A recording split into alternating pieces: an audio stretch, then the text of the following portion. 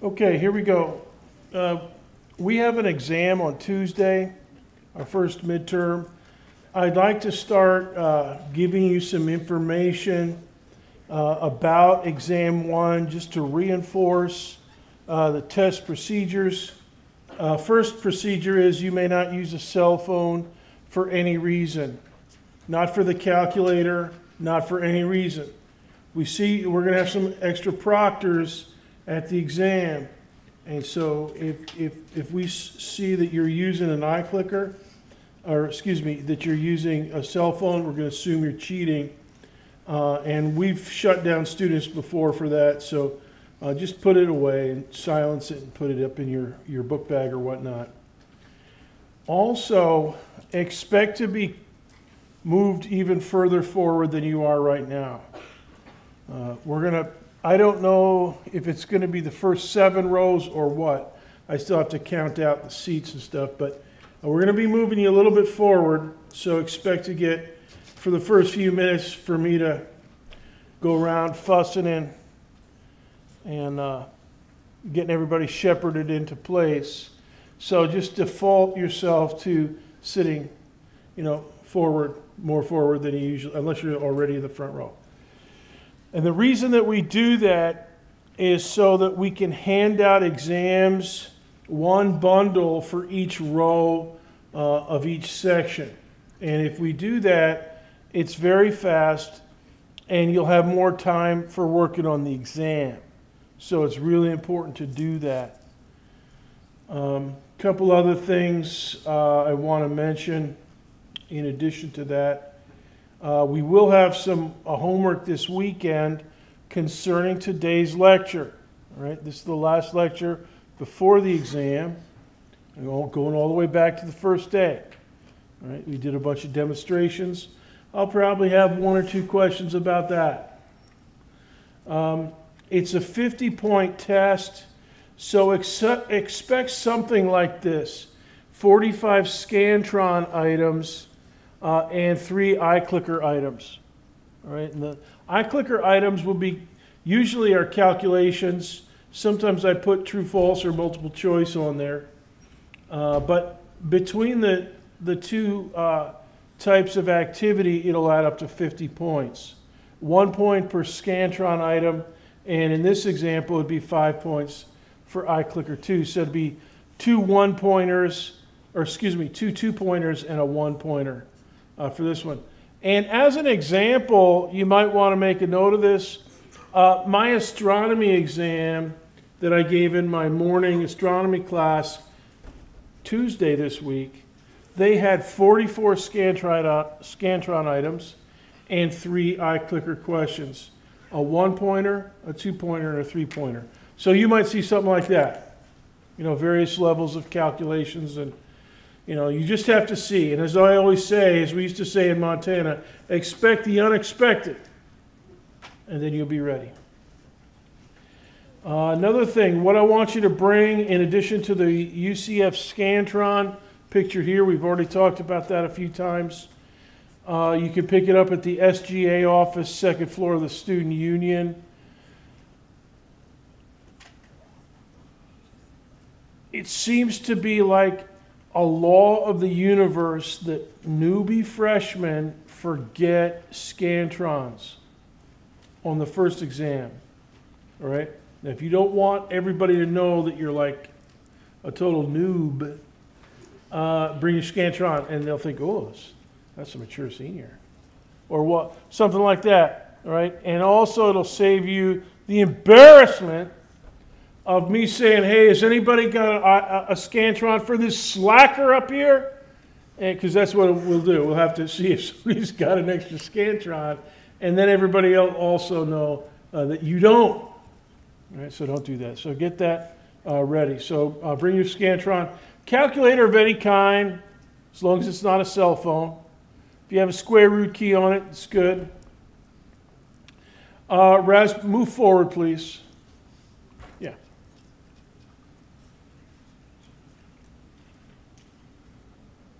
Get a seat a little bit closer. Raspberry flavored Scantron.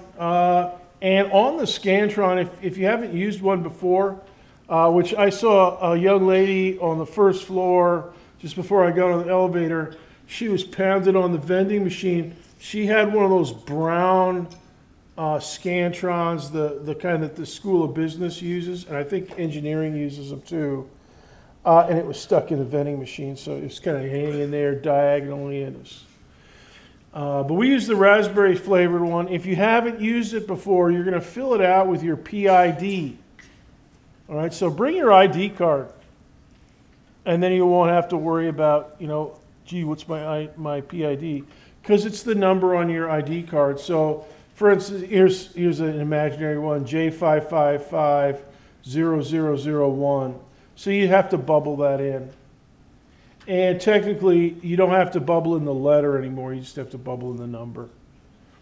All right, so bring a number 2 pencil and a good eraser. And I'll just share another observation. One of my GTA from astronomy, we collected exam Scantrons Tuesday, and there was one student that turned in one with a big smudge because his eraser wasn't erasing good. All right, so don't let that happen to you, because the computer will see that smudge as a dot. So if you smudge out your first answer and it looks like a smudge, and then you bubble in the correct answer, it's still going to mark it wrong because it thinks there's 2 bubbles. And most of my questions, there's not 2 answers. It's usually just 1. Bring your iClicker 2, of course, and we'll be using it for, like I said, a couple calculations, maybe a multiple choice or so. Just depends on how I decide to set things up. Sometimes I put more than that, but usually it's about 4 or 5 points. And just to remind, and here's another reminder, I graded the iClicker questions from Tuesday's exam for my astronomy students, and I awarded partial credit after I looked at the answers that they typed in. And that is one of the benefits and advantages of using iClicker.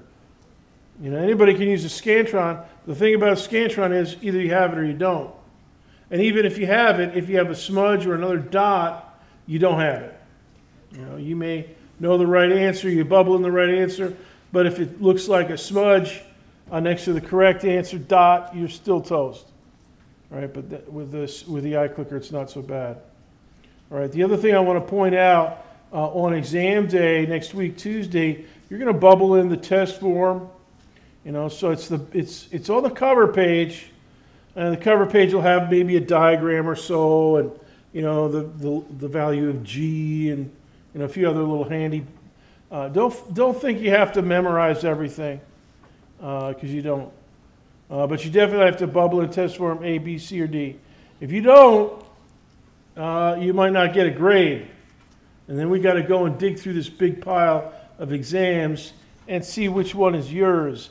And if you don't put your name on your exam, I have no idea what test form you used, and then you're really toast. All right? You can't even dig out a grade. All right? Now, a lot of you worry about formulas and stuff.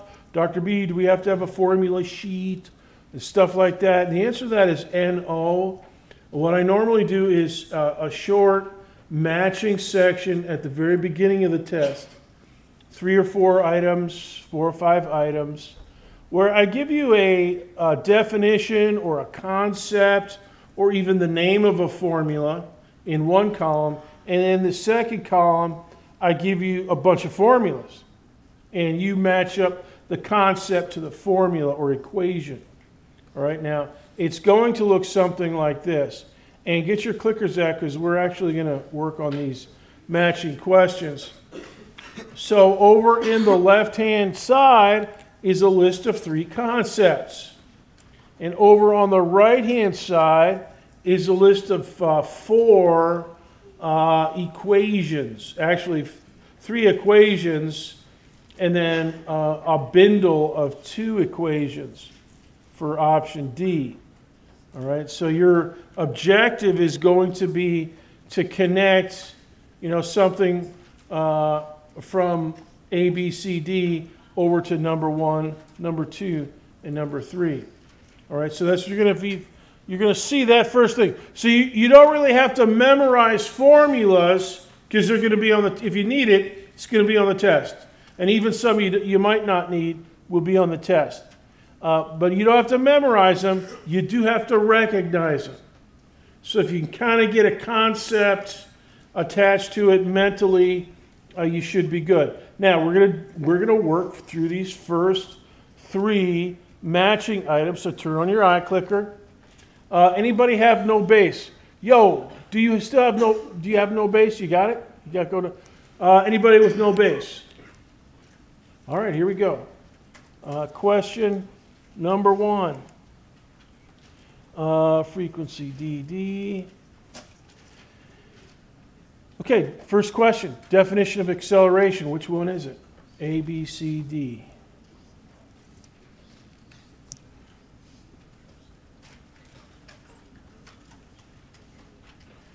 $15 seconds to vote. 10, 9, 8, 7, 6, 5, 4, 3, 2, 1, 0. All right, 143 of you have answered. And hey, you guys, that's typical. You answered that one pretty quickly, which is good. And I usually try to give you 1 minute per question on a multiple choice test. Now, you guys finished that easily inside of 30 seconds. And some of the other multiple choice questions you get, you might need more than a minute. So it kind of balances out. All right. Correct answer here is C. And I believe most of you got that. Next question, number 2. Newton's second law. Go ahead with this one.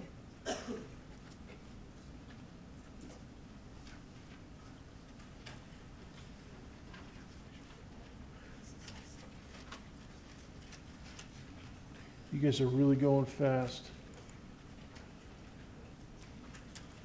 It's very nice.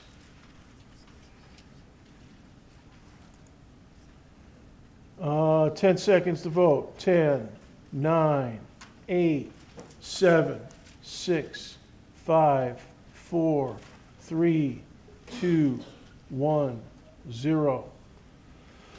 All right. Now, not everybody voted on that, so if you don't vote, you're not going to get any points. You're affecting your participation grade. Most of you got that one right. That's option A. All right, let's try one more question. Galileo's new state of motion.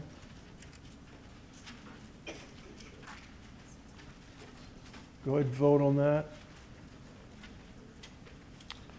And you're doing it with iClickers right now. On exam day, Tuesday, you'll be doing this with the Scantron. So the first, as I've mentioned, the first 3 or 4 questions, 4 or 5 questions, depending on how many formulas I want to put on it.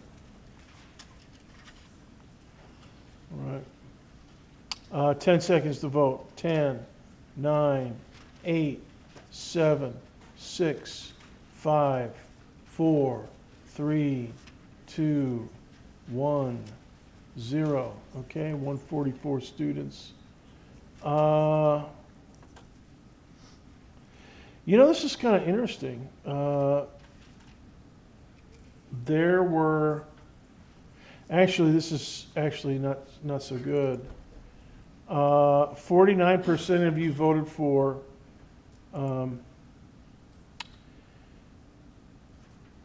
D, and D is the correct answer.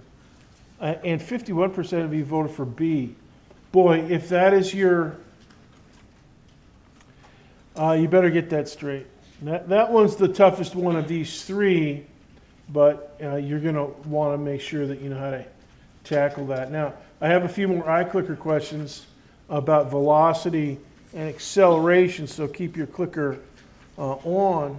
Now, this one's going to be a tougher a question, but I have it set up to work through the calculation. So this is when you're working on your test, you can write on your test wherever you want. Like in the margin or the back page or something if there's a little extra room. So there's no problem. And this next question, you might want to do some calculation now. Go ahead and consult with your neighbor and make sure you get the proper philosophy. How much upward speed is lost in 2.9 seconds of upward motion? And I will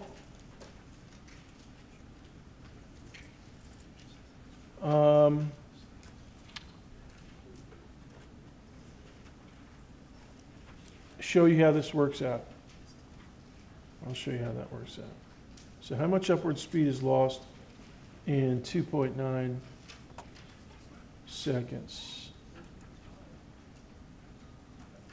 What's that?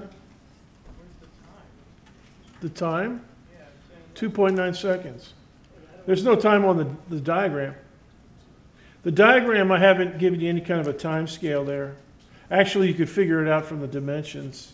It's 42 units high and 72 units across. But those are, so 72 meters across, 42 up. You could actually figure out everything on this if you wanted to. But 2.9 seconds is up there in the statement of the question.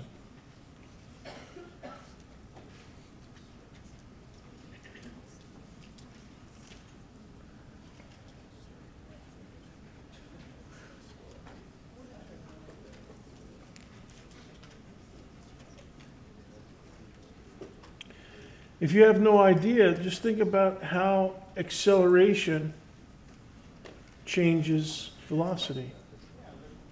I don't know how long it takes for the thing to hit the ground. Well, if it's going upward for 2.9 seconds, it's not going to hit the ground yet. So is the top of it 2.9? Yes. No, I'm not saying it's at least 2.9. It might be more than that. So what this is saying is you've got at least 2.9 seconds of upward motion. How much speed do you lose?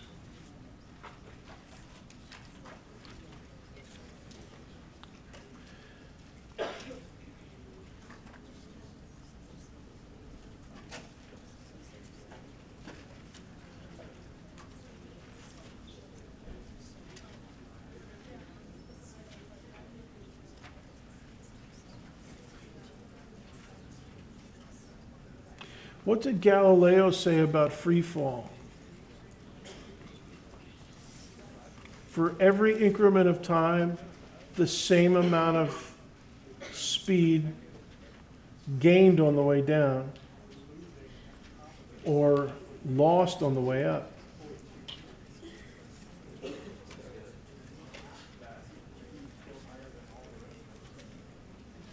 Forget about 42 meters.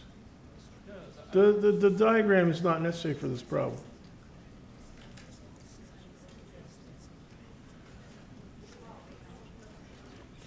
If I put a diagram in, it doesn't mean that it's, usually that's on an exam, I'll put diagrams in that you need and not diagrams that you don't need. But sometimes a problem has more information than you really need. And this diagram is not really necessary. Question over here.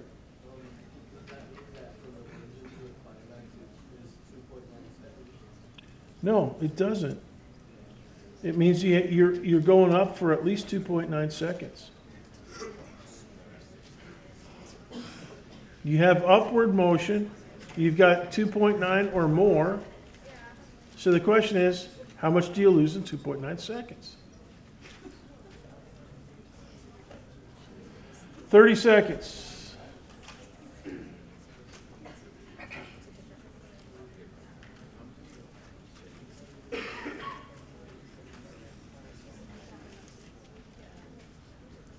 Fifteen seconds. 10, 9, 8, 7, 6, 5, 4, 3, 2, 1. All right, we got one more person voting. Good.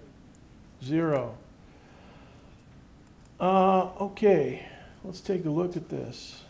You know what? The largest group of students here voted for this. Okay, if you raise your hand if you voted for 28.42. Good. Now, why is that the answer? Let's work it out. The main equation that you want is this one. Delta V equals acceleration times delta T. So if you're in free fall, that top equation there is the one that you want. All right, G delta T. All right. So the delta V, you know, this thing, we're saying that the upward speed is changing, that it's being lost. Right? You're on your way up, 2.9 seconds or more, and every second you lose 9.8 meters per second of upward speed, right? And that's encoded in this question, in this equation. So you calculate, all right, you calculate, all right, I'm losing 9.8 of upward speed. So that's encoded as negative 9.8 meters per second squared. That's how much I'm losing for every second of upward motion. And I've got 2.9 seconds. So I multiply by 2.9 seconds. And that works out to negative 28.42.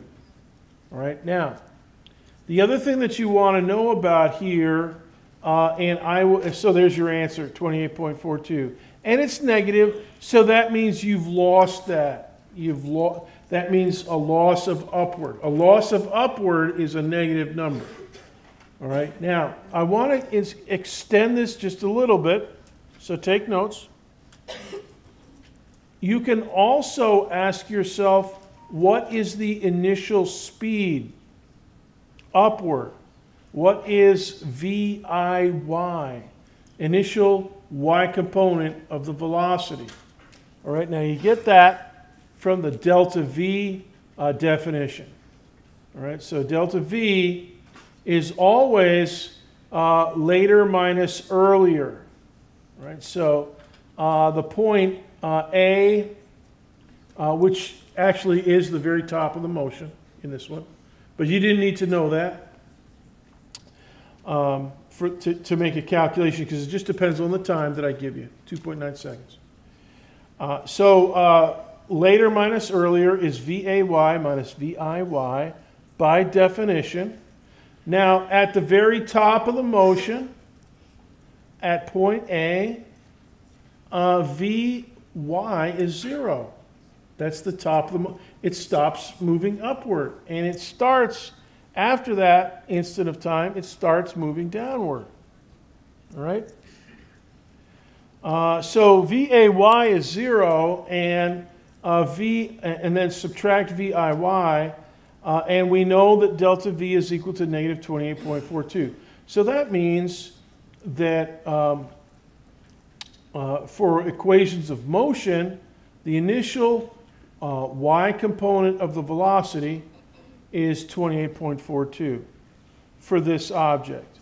You know, now if it's a baseball heading out to the outfield or anything like that, you know, it's not specified. All right, but we're going to use this picture for real in a minute. But let me ask you one more IQ test question. And this one, I don't know, it might be a little challenging. Maybe not. How much horizontal speed is lost in 2.9 seconds of upward motion?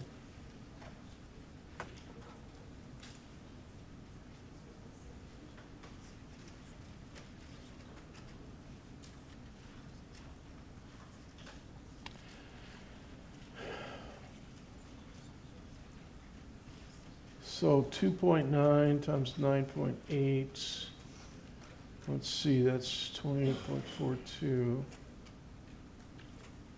3.38 negative,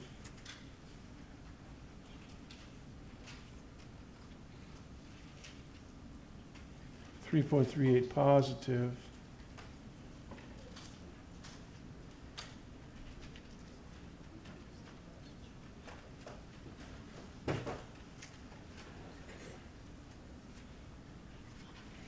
Now, I hope you're taking notes on these questions, and if you're not, go back to the YouTube tonight and copy them down into your notes because you might want to use these clicker questions to study with for Tuesday. I can't tell you what's on the exam, but you may find it helpful to study these questions. Yeah, I can't technically, yes, I can. Okay, I'll tell you the answers. And you can write this down, I guarantee it. A, B, C, D, and E. All right, there you go. Get the answers. It's going to be one of the, that's all the answers, at least for the Scantron. All right, 30 seconds to vote. If you think about it, this one should be very quick. If you're thinking. If I catch you napping on this, which I'm not really catching many people, I'm catching a few, but not many.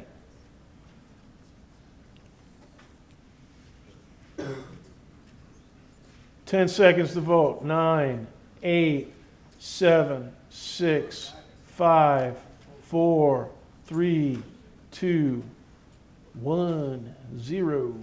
Good.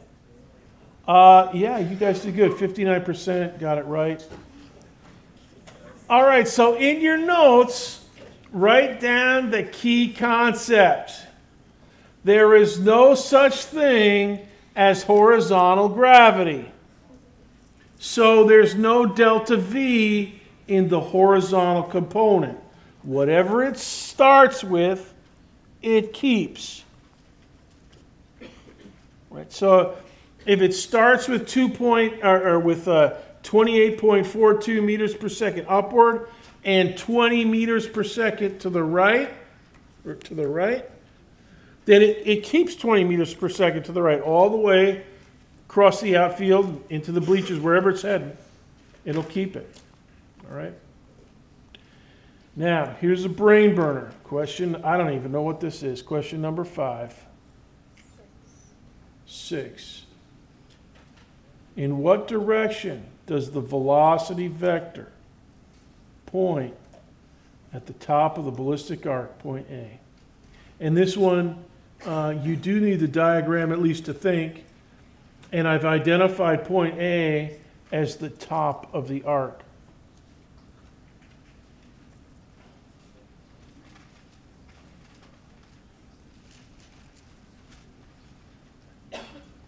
And the question, the previous two questions should tell you the answer if you think. Horizontal rightward, horizontal leftward, vertical upward, vertical downward, or tilted exactly 45 degrees. Sit in the front, fellas. Are you here for my class or are you here for some other class? In the back. You're not here for my class? You're excused. You now may proceed around the campus. You just got booted out. What direction? See, now this is thinking visually in terms of, you know, the direction of a vector, a velocity vector. Right? Talk it over with your neighbors. Don't forget. Now's the time to do it. You can't do it on Tuesday next week, but right now, yes. Adam. Nobody is sitting next to you.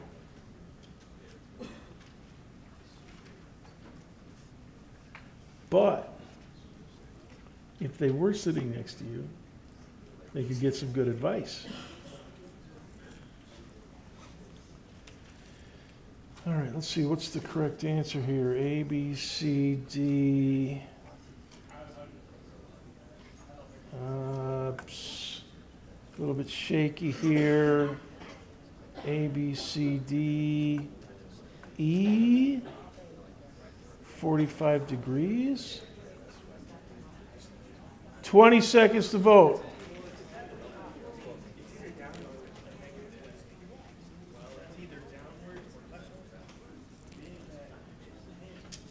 10, 9, 8, 7, 6, 5, 4, 3, 2, 1, 0. You're not geniuses, but the biggest group, the genius group, is not greater than 50. It's 48%. So you did pretty good. That's a tough question. This is the correct answer. Go ahead and write that down, Bruce. And did you get it? Raise your hand if you got right word. Sweet. All right, now here's how you think about it. All right, there's no such thing as horizontal gravity, right? So you're always going to have some rightward velocity. If it starts with some rightward, it's going to end with some, right? It's moving from start to end, it's moving to the right. So you got some, whatever it happens to be, 5 meters per second or whatever it happens to be. At the top, you're going to have some rightward velocity, all right?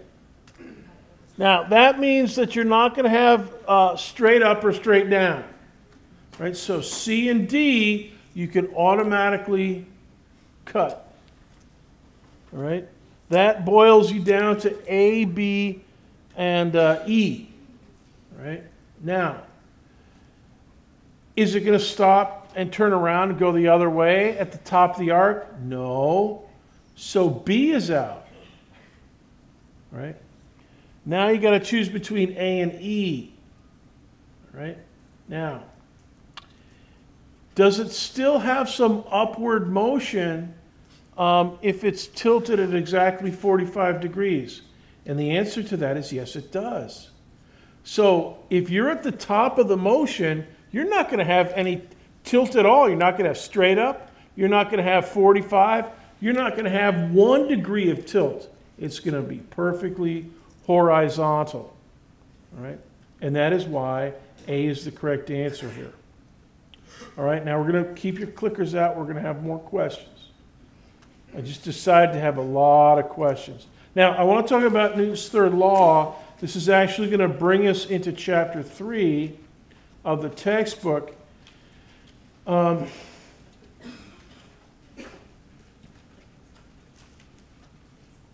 Let me ask for a show of hands if you brought your skateboard today. Who brought their skateboard today? Let's see. Who? Raise your hands. I want to see you. I see you two and you over there. Anybody else? Just 3 skateboarders? Okay. You 2 young ladies, I want you to come down to the front. Right. Yeah, with your skateboards. And you can ride them down the aisle if you want. For extra. Oh, you got them with you. Who's this? There's one in the back there I can see. All right. All right, now we're going to do a demonstration with these 2 students. And come up here to the front. And I want you to observe carefully, take notes, all right? I'll put your skateboard down on the ground, and I want you to mount up and face each other, okay? What do you mean mount up? Get on your skateboard. Like towards Like you're going to move on your, you're like you're going to skate. All right? All right, now I want you to, okay, good. So stand on your skateboard. Doing good. All right. Now I want you to move towards each other a little bit. So somebody, yeah, okay, go ahead. All right, now what I want you to do is I want you to patty cake with each other. Right? No, don't, okay. Just, it's all right, you're not trying. Okay, what you're going to do is push off. Okay. No, don't do it yet. Wait till I say go. Gosh. All right, so you got to inch forward. Okay. So what these guys are going to do is they're going to interact. They're going to exert forces on each other. Now, what is your name? Sadie. Sadie. And what's your name? Taylor. Taylor. So Taylor is going to push Sadie, but Sadie, you're going to push Taylor, right? Okay. So that's where. So all right, now patty cake. And when I say go, then you push off. And just be, you know, Like make her fall, well, hopefully not, but yeah, give it a good, so, ready? 1, 2, 3. I didn't say go. Is it on 3, right? No, I said go. All right, let's try it again. And that was not a big enough push, so really, Really? just totally, you know, as if you're a brute, you know, a beast from the east. Okay, so here we go. 1, 2, 3, go! Yay. All right, now they both, wait a minute now. You were pushing her, and you were pushing that direction, right? Yeah. So Taylor was pushing to the, so write that down, Taylor pushed to the left. But for some reason, Taylor moved to the right. What? And Sadie, you were pushing to the right on Taylor. So make a note of this. Sadie pushed to the right on Taylor,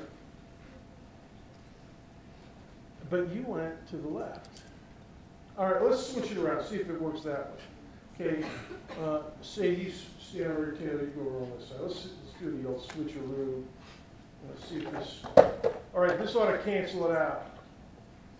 All right, so Sadie, you're going to push to the left over here, to the left side of the auditorium, and Taylor, you're going to push to the right and see if you can move to the right, okay? Let's see. 1, 2, 3, go! What? It happened again. Whoever pushes to the left goes to the right. Whoever pushes to the right goes to the left. Now, let's try it one more time. Now, I'm going to ask you like a little mental IQ test question. All right, did you make a note of that last one? Sadie pushed to the left, but she moved to the right. Taylor pushed to the right, but she moved to the left. Third experiment, third demonstration. Which student, Sadie or Taylor, stays in contact for a longer time? Now, I think Taylor's moving a little bit further than Sadie. So let's see which one stays in contact, you know, a little bit longer than the other person. All right. So, all right. So, Paddington. 1, 2, 3. So it was Taylor in contact for a longer time, right?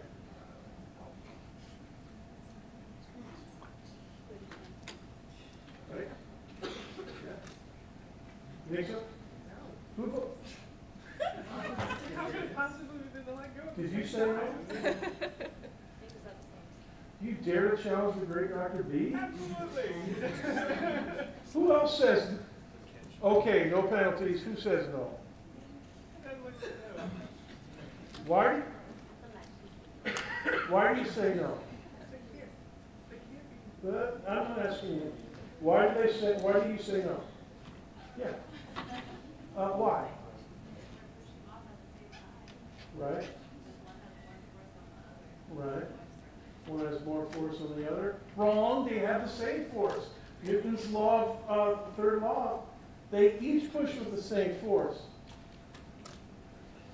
But you're saying they don't have different interaction times? They're not in contact. One's longer than the other? How could they be in contact with each other? I'm not asking you. Please give somebody else a chance to think and talk. Please, I'm not try not to do that. How do you explain it? You want to try again?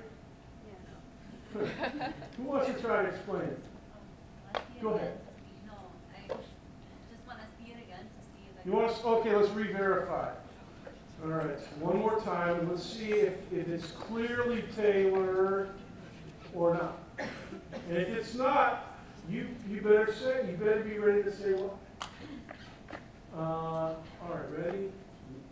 1, 2, 3.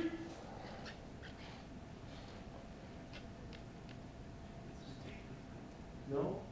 It wasn't Taylor? Why not? Why is it not possible? You're up here in the second row, shaking your head. Why are you sitting up? It doesn't look like it. Doesn't look, well, that's not a bad answer. It doesn't look like it.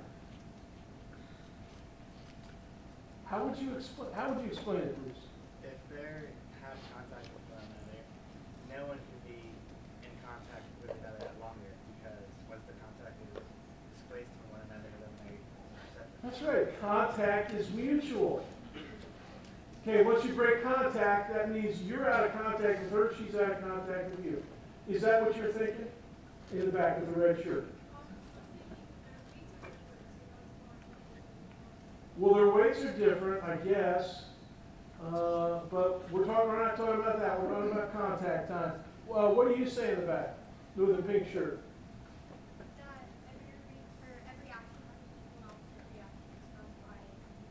If that's talking about the forces, that's not talking about contact time. But you know, Bruce is right. That's, you know, by definition of contact.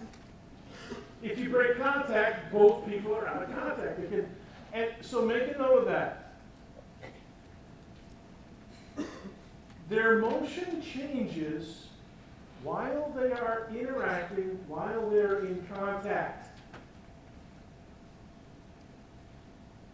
And theoretically, the force of push from Sadie on Taylor is the same as the force of push from Taylor on Sadie. That's Sir Isaac Newton's third law.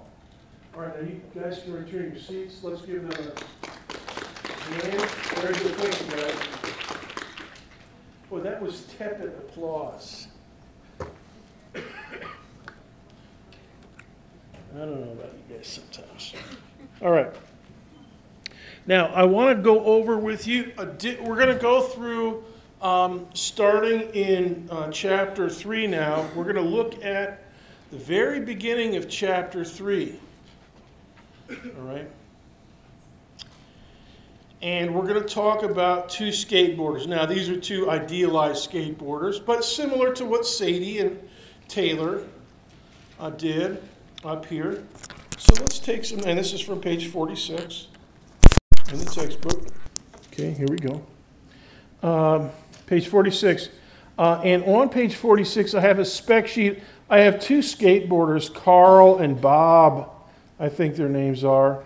And I've specified the mass of Carl at 40 kilograms and his initial speed 0.0 meters per second. Just like Sadie and Taylor, they were at rest, and they pushed off, and they changed their state of motion from rest to moving to the left or to the right.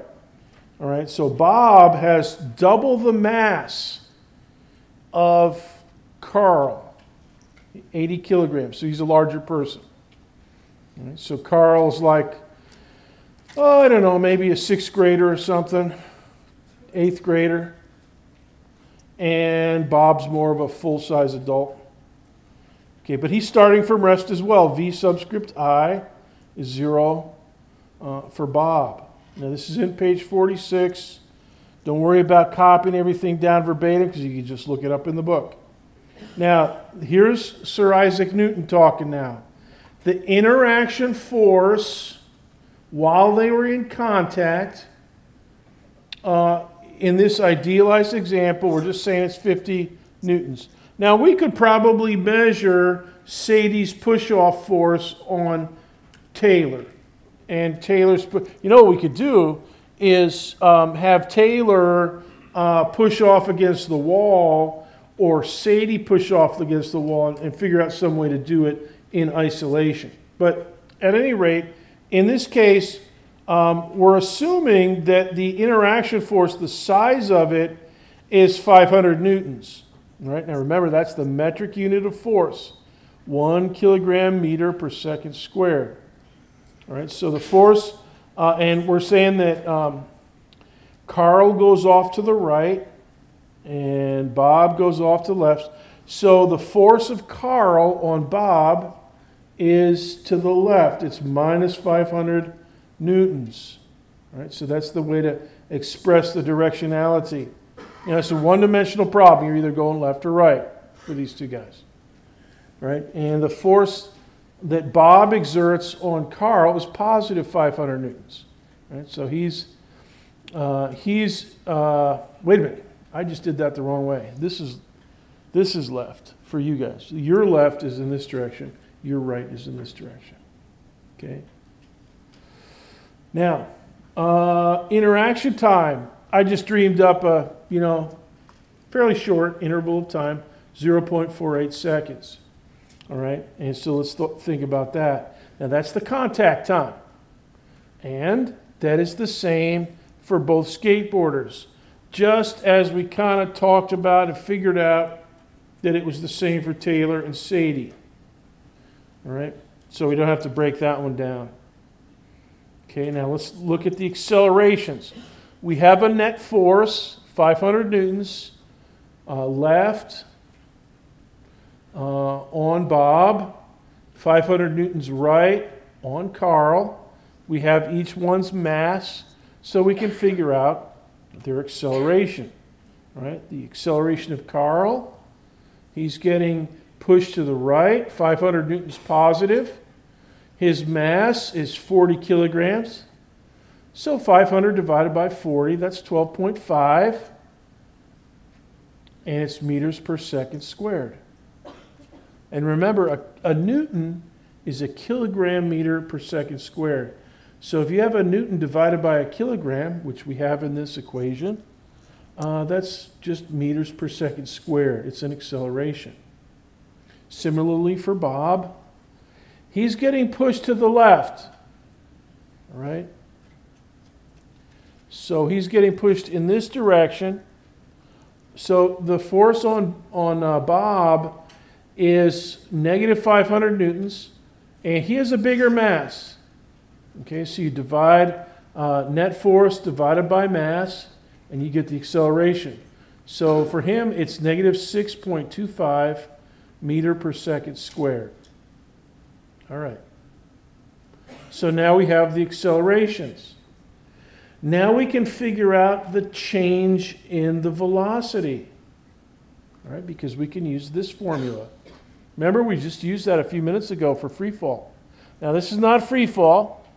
This is kind of a hypothetical horizontal skateboard motion, but we can still use this version of it. Delta V is equal to A delta T. Here we go. Carl, delta V is his acceleration, 12.5 meters per second positive, times the interaction time. Ding, 0.48. All right, and so that works out to 6.00 meters per second positive. All right, he's zipping off to the right, 6 meters per second. In this example, right now, Sadie and Taylor, slightly different mass, not big enough to really make a big nose, but you can maybe see one of them with a little bit more speed. But in this example, definitely different delta V's. Bob, his acceleration is negative 6.25. That's what we just figured out in number 4. And for Bob, his change in velocity, negative 6.25 meters per second squared, times the interaction time, 0.48 seconds. All right. That's a piece of pumpkin pie. You know, it's easy as pumpkin pie. Negative 3.00 meters per second. All right. Now we have our delta V's. We can figure out our final velocity states. All right. Because delta V is V final minus V initial. All right. And V initial is 0 for both of these guys. Why? Because they both start from rest. Here's Carl, 1B. Carl starts from rest, 0.0 meters per second. 2B, Bob starts from rest as well. Just like Sadie and Taylor up here. They started from rest and then they pushed off and got some new speed. All right? So for Carl, his delta V is 6.00 meters per second, and that's V final minus V initial. V initial is 0, so it's really equal to VF as well. So his VF is his final velocity, positive 6.00 meters per second. And by the same token, Bob's is negative 3.00 meters per second. All right? Now, couple things in here that I want to point out. The person who gets the most velocity out of the interaction, who is it? Who gets most velocity out of the interaction? Right, Carl gets the most. And why is that? They exchange the same size force. What? Why is it that Carl gets more speed? Because what? He weighs less. He's only 40 kilograms. And Bob, he's a bruiser, 80 kilograms. So they exchange forces. They have equal size forces, equal contact times, but their velocities are not the same. There's the bottom line I want to point out at this stage. The velocity of each is different. All right? So I want to draw your attention, your googly eyes, to these two things that are equal. You know, Sir Isaac Newton says, for every action there's an equal but opposite reaction, but he ain't talking about velocities. He's talking about forces and common sense. You don't need Sir Isaac Newton to say that the interaction time is the same. That's just, you know, like Bruce was saying, it's just common sense. All right? But there's something more that's working here, and I want to go through this carefully with you for the next 10 minutes, and then we'll dismiss. All right? Clicker question.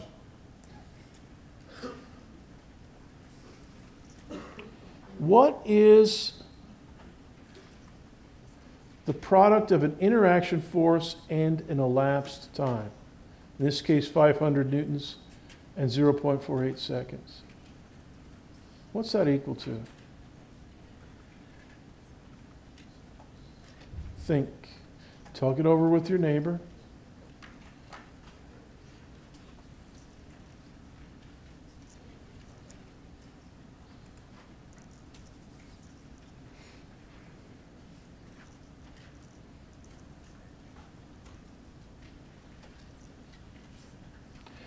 A force times a time. You know, so a certain number of kilogram meters per second squared, you know, to the left or right, and then a certain amount of contact time. You know, like, you know, 0.48 seconds. You know, so kilogram meters per second squared times some seconds. What do you come up with?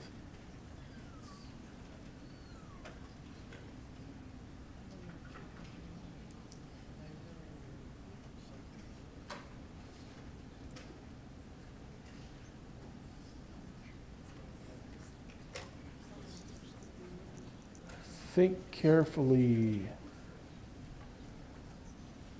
30 seconds to vote.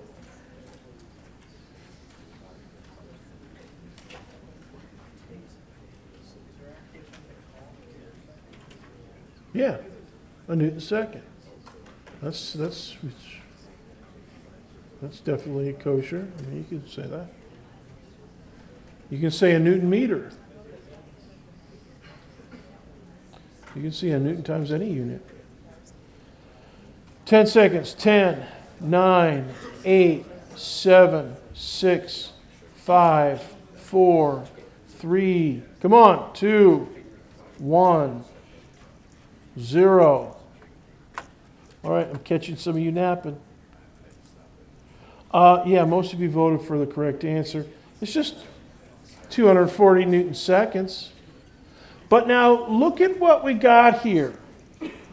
Okay, there's your calculation at the top.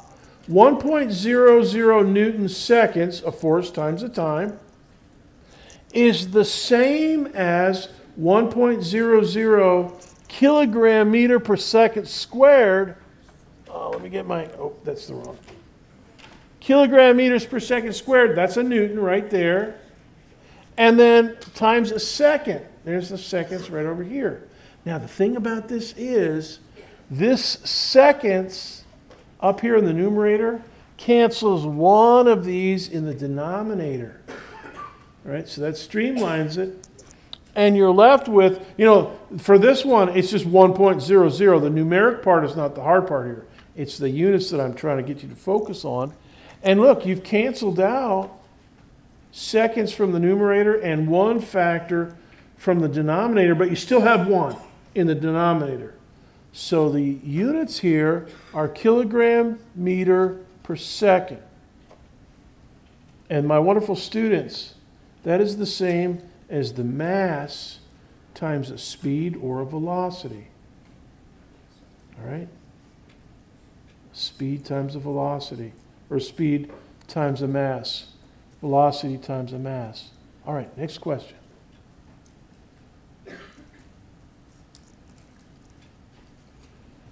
If F is equal to m delta V over delta T, then what would F delta T be equal to?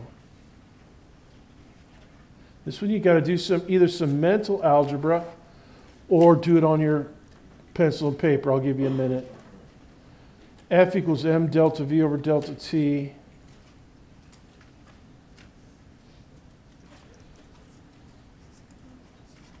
I can see a bunch of you guys scoring. That's good.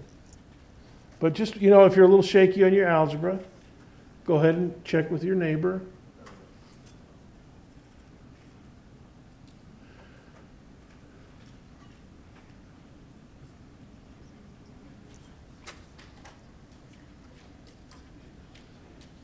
And as I always say, read carefully and think. Or in this case, make notes carefully and think. And you guys are doing well. I'll give you another 45 seconds. And you know, I gave my first midterm to astronomy, and I used the same basic principle with them, you know, lots of basic questions, but just a sprinkling of brain burners in there and some medium difficulty. And there were some good grades, but nobody aced it. But hopefully in here, at least one or two of you maybe will be able to ace exam 1. If it's you,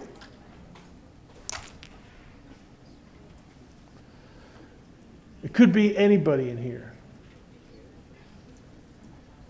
All right, 10 seconds to vote. 10, 9, 8, 7, 6, 5, 4, 3, 2, 1, 0. Yeah, 83% of you got it right. M delta V. So here's your equation here, and this equation. Go ahead and write this one down. This is called the impulse equation, and this is what Sir Isaac Newton was talking about when he was talking about equal but opposite action and reaction. He was talking about F delta T and M delta V. And if you don't believe me, look at this postage stamp from Germany, the Deutsche Bundespost, commemorative of Isaac Newton. See it up here? There it is. Only he's got the MV in parentheses. So he's doing a delta on the quantity MV. Students, that quantity in parentheses, go ahead and write this version down. delta mv equals F delta t. The quantity in parentheses, mv, that is what Sir Isaac Newton called the quantity of motion. He said, you know, an object's got a lot of motion if it's also got a lot of mass. The quantity of motion, mv. In modern parlance, mv is known as momentum. M-O-M-E-N-T-U-M. And momentum is the coin of the realm for understanding all of the interactions in the universe and for applying Sir Isaac Newton's third law and all his other laws of motion in terms of momentum. That is where we are heading. Matter of fact, the impulse formula gives us an easy way of calculating a stopping time.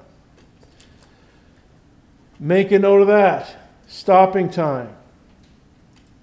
Impulse formula and stopping time. Now, I may give you an easy impulse formula and an easy stopping time problem on the next homework assignment. Homework, I believe it's homework 4. All right? And it will be by way of challenging you, but the homework coming up this weekend is going to be pretty good sized, so you have a good workout and a good study tool to get ready coming in for the exam on Tuesday. All right? Now you're dismissed. I'll see you guys next Tuesday or on the internet inside web courses. You're dismissed.